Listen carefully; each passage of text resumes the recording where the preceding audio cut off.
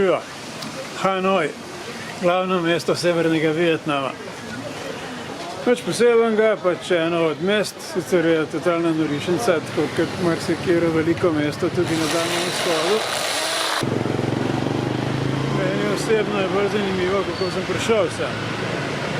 Namreč, če se spomnite, nazadnje smo bili v mestu Luang Prabang v Laosu. Nisem poslušal pametnega nasveta, da naj grem do vietnamske meje z vlakom, naprej pa z avtobusom. Ampak sem rekel, kaj klinac, bomo šli kar lepo na avtobus, ki pelje direktno od Luang Prabanga do Hanoja. Sicer traja 24 ur, ampak verjetno bo čisto v redu. Napaka. Najbolj morilska vožnja, kar sem jih doživel v zadnjih par let. Imeli smo en prečudovit avtobus, sploh iz katerega stoletja, ki je bil sicer spalni, ampak ne tak, kot so nekateri novejši spalni avtobusi, ampak ena stara varianta.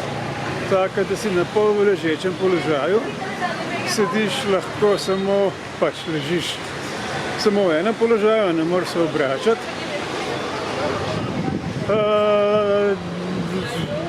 Nimaš prostora, da bi se usedel, ker je nad tabo strop, ki je dobrega pol metra visok, tako da lahko samo ležiš. In to več kot 30 ur, mora bi biti 24, ali več kot 30. V Luang Prabangu sem najprej kupil pri eni majhni agenciji v centru tisto karto pač do Vietnama. Pridem ob 4, tako kot je bilo dogovorjeno. Pač najprej sem moral do agencije, potem sem me z enim skuterjem peljal do tja. Pridem na blagajno, žakaj prav, ne, danes pa ne bo nobenega busa, pridi jutri. In pridem s krepko dolgim nosom naslednji dan, je pa bil avtobus, ampak, kot rečeno, tak, da boljše ga ne bi bilo.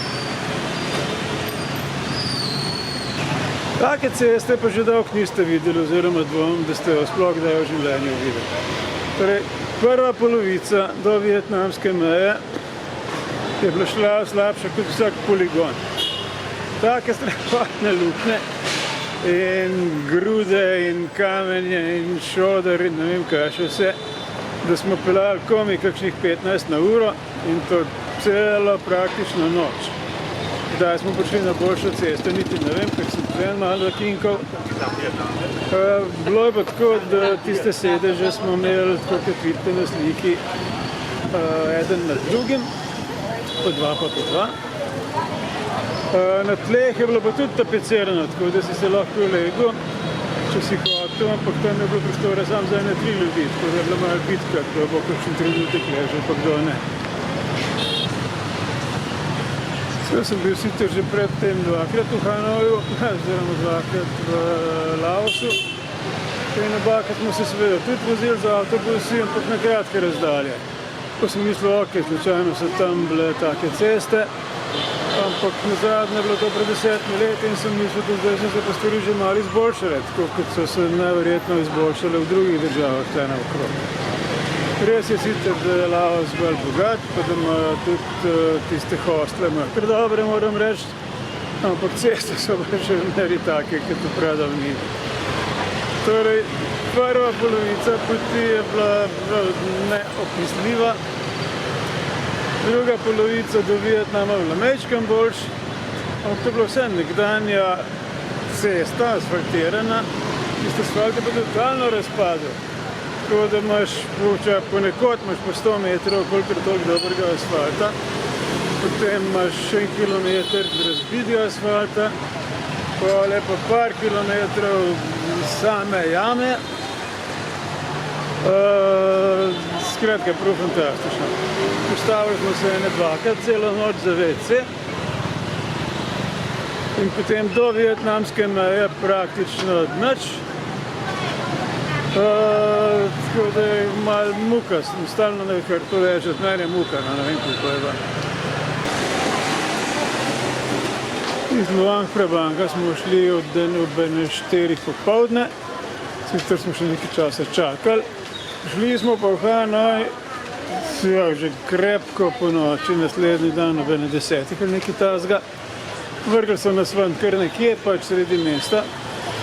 Ampak sreči tukaj obstoja Uber, ki se sicer ne imenuje Uber, ampak nekaj kitajskega, ki pa kar dobro deluje. In potem smo za 15 km plačali samo 3 evre, kar je relativno zelo poceni. Ta hotel, kjer sem, je sicer kapsula hotel.